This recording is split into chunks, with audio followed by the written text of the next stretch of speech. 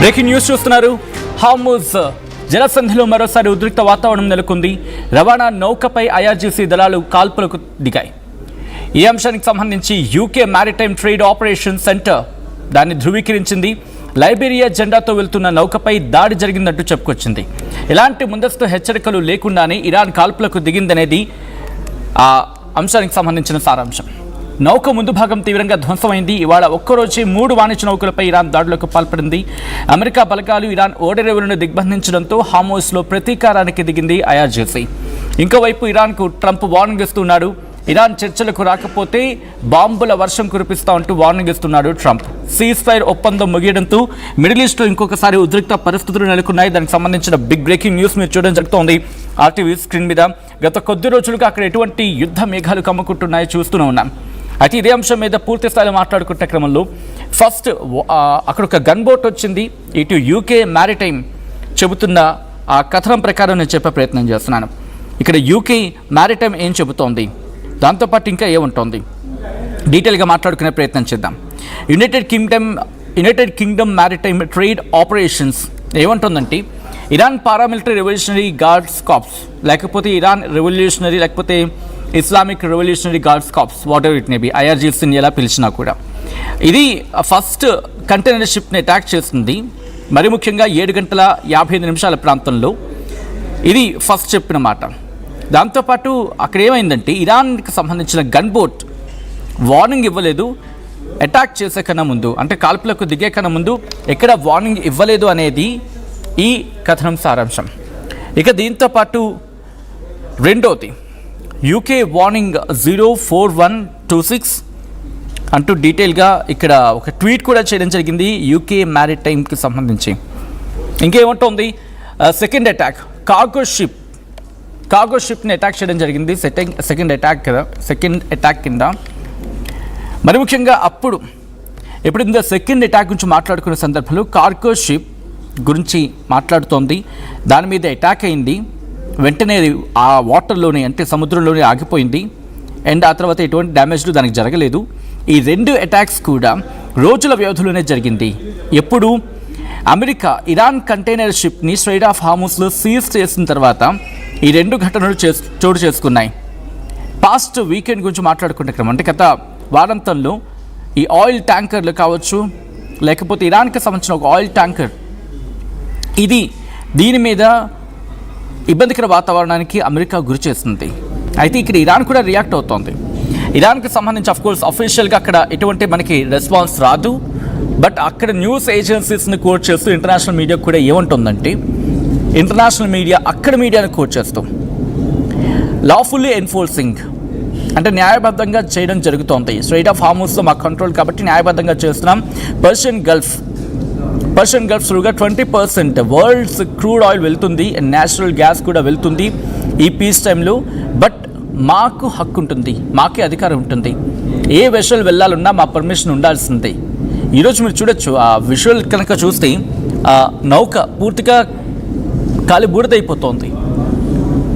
మీరు చూస్తే కనుక ఎప్పుడైతే అటాక్ జరిగిందో ఎప్పుడైతే దాడి జరిగిందో ఒక ఫైర్ బాల్ ఒక అగ్నిగోళం ఎగసిపడింది స్ట్రైట్ ఆఫ్ హార్ముజ్లో ఆ విజువల్ నుంచి. ఆ విజువల్ని మీరు చూడొచ్చు. అయితే ఇక్కడ ఏమంటోంది, ఇరాన్ ఏమంటోంది, స్ట్రైట్ ఆఫ్ హార్ముజ్ నుంచి వెళ్ళే వెషల్స్ మా పర్మిషన్ ఉండాల్సిందే. ఒక్కసారి ఆ విజువల్ చూడండి, సముద్రంలో పూర్తిగా తగలబడిపోతోంది. ఇక్కడ ఇరాన్ చెబుతోంది ఏంటి, ఇరాన్ లెక్క సంబంధించి మనం లాస్ట్ టైం కూడా మాట్లాడుకున్నాం. ఇక్కడికి వచ్చిన అనలిస్టులు కూడా చెప్పడం జరిగింది. బహుశా ఐఆర్జీసీలో చీలికొచ్చి ఉంటుంది. ఒకరేమో అవునంటారు, ఒకరేమో కాదంటారు, ఒకరేమో పర్మిషన్ ఇస్తారు, ఇంకొకరు కాదంటారు. ఎందుకంటే ఇదే విషయం మనకు కూడా జరిగింది. ఇస్లామిక్ రెవల్యూషనరీ గార్డ్స్ కార్ప్స్ విషయంలో బహుశా 2 వర్గాలుగా విడిపోయి ఉంటారు. ముస్తాఫా ఖమీనీ ఎక్కడున్నారో తెలీదు. అండ్ ఫారెన్ మినిస్టర్ అబ్బాస్ అరాక్చి మాట్లాడుతూ ఉన్నారు. అట్ ద సేమ్ టైం వాళ్ళ ప్రెసిడెంట్ పెజెష్కియాన్ కొన్ని సందర్భాల్లో వాళ్ళ అధ్యక్షుడు మాట్లాడిన దానికి అట్ ద సేమ్ టైం వాళ్ళ ఫారెన్ మినిస్టర్ మాట్లాడిన దానికి ఎక్కడ కనెక్టివిటీ కుదరట్లేదు అనేది వినిపించే మాట.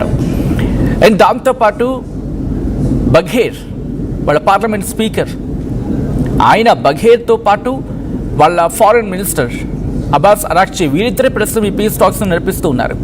కాబట్టి అక్కడ లీడ్ చేస్తోంది ఎవరిని కమ్యూనికేట్ అవ్వాలి. మీరు గుర్తుంటే మన మీద కూడా అటాక్ జరిగినప్పుడు ఒక క్వశ్చన్ రైస్ అయింది. అఫ్కోర్స్ మన వాళ్ళు కూడా ఛానల్ 16 త్రూగా వాళ్ళతో కమ్యూనికేట్ అయ్యే ప్రయత్నం చేశారు. ఛానల్ 16 త్రూగా కమ్యూనికేట్ అయ్యే ప్రయత్నం చేసినప్పుడు మన వాళ్ళు క్వశ్చన్ చేశారు ఇరాన్ నేవీని కూడా, మీరే కదా పర్మిషన్ ఇచ్చారు వెళ్ళమని చెప్పి, మీరు పర్మిషన్ ఇచ్చిన తర్వాత మీకు కదలాం, అయినా కూడా ఎలా అటాక్ చేస్తారని చెప్పి ప్రశ్నించినప్పుడు, చూడండి మీకు పర్మిషన్ లేదు కాబట్టి మేము మీకు ముందుకు వెళ్ళే అవకాశం ఇవ్వం అని చెప్పి వాటిని వెనక్కి వచ్చానని చెప్పి, మీరు చూస్తే చిన్న చిన్న గన్ బోట్స్ను వాళ్ళు వాడటం జరుగుతోంది. అంటే దాంట్లో ఒక విధంగా చెప్పాలంటే మానవ రహిత గన్ బోట్స్ అవి. అంటే దాంట్లో మనుషులు ఎవరు ఉండరు. అవి ఇరాన్ నేవీ సముద్రంలో వాటిని ప్రయోగిస్తోంది. అవి ఏం చేస్తాయి, ఒక టార్గెట్ని ఫిక్స్ చేసుకుంటాయి, వాళ్ళు ఆపరేట్ చేస్తే దాన్ని బట్టి అటాక్ వెళ్ళిపోతాయి. అండ్ ఇప్పుడు జరుగుతోంది కూడా అదే. అండ్ ఇరాన్ చెబుతోంది ఏంటి, మేమైతే మాత్రం క్లారిటీ స్ట్రైట్ ఆఫ్ హార్మోస్ నుంచి పర్మిషన్ ఉంటేనే మేము విడిచిపెడతాం.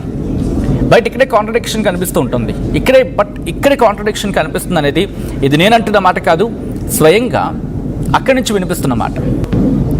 ఎక్కడి నుంచి వాళ్ళు విడిచిపెడతా అంటున్నారు, but at the same time attack కూడా దిగుతున్నారు.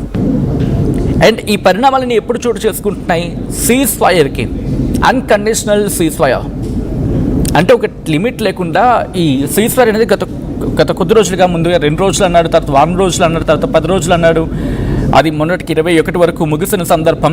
అండ్ ట్రంప్ ఇప్పుడు ఏమంటున్నాడు, ఇది కంటిన్యూ అవుతుంది సీజ్ ఫైర్, ఎందుకంటే పీస్ టాక్స్ జరుగుతున్నాయి కాబట్టి. ఇక్కడ క్లాస్కి నేను చెప్తున్నాడు, పాకిస్తాన్ మమ్మల్ని అడిగింది, టైం అడిగింది కాబట్టి ఆ పీస్ టాక్స్ కంటిన్యూ అవుతున్నాయి అనేది పాకిస్తాన్ని కోట్ చేస్తూ ట్రంప్ చెప్పుకొచ్చినమాట. సో ఇప్పుడు ఈ కాంటెక్స్ట్ మళ్ళీ ఎవరు యుద్ధాన్ని కోరుకుంటున్నారు? అఫ్కోర్స్ ట్రంప్ ఆల్రెడీ మనం చూసాం, ఆ నేవల్ బ్లాకేడ్ గురించి మాట్లాడుకుంటున్న పరిస్థితి. ఆ నేవల్ బ్లాకేడ్ అంశానికి తెర మీదకి తేకపోయి ఉండుంటే కనుక మేము ఒప్పుకుని ఉండేవాళ్ళం. అండ్ మేము ఒప్పుకున్న తర్వాత కూడా నేవల్ బ్లాకేడ్కి అమెరికా ఎందుకు సిద్ధమైంది అనేది ఇరాన్ ప్రశ్నిస్తూ ఉంది. అండ్ అక్కడి నుంచి కాస్త ముందుకు వెళ్ళే ప్రయత్నం చేసినప్పుడు అప్పుడు మేము కదా అన్నది, మేము సీజ్ ఫైర్కి ఒప్పుకోవట్లేదు, సీజ్ ఫైర్ వైలేషన్ అమెరికానే చేస్తుంది కాబట్టి ఇక సీజ్ ఫైర్ అనేది లేదు అనేది. అండ్ ఇక్కడ పాకిస్తాన్ కోట్ చేస్తూ అమెరికా చెప్పే మాట, లేదు సీజ్ ఫైర్ కంటిన్యూ అవుతుంది, పీస్ టాక్స్ జరుగుతూ ఉన్నాయి, ఇరాన్ దారికి వస్తే ఇరాన్ కనుక మాట వింటే సరే, లేకపోతే అప్పుడు ఆలోచిస్తామని చెప్పి ట్రంప్ చెప్తున్నమాట. సో ఇప్పుడు ఏం జరగబోతుంది అనేది ఆసక్తికరంగా మారుతుంది. ఎందుకంటే ఒక పక్క అటాక్ జరుగుతూ ఉన్నాయి, బోట్ల మీద దాడులు జరుగుతూ ఉన్నాయి, ఇంకో పక్క శాంతి చర్చలు అంటున్న పరిస్థితి.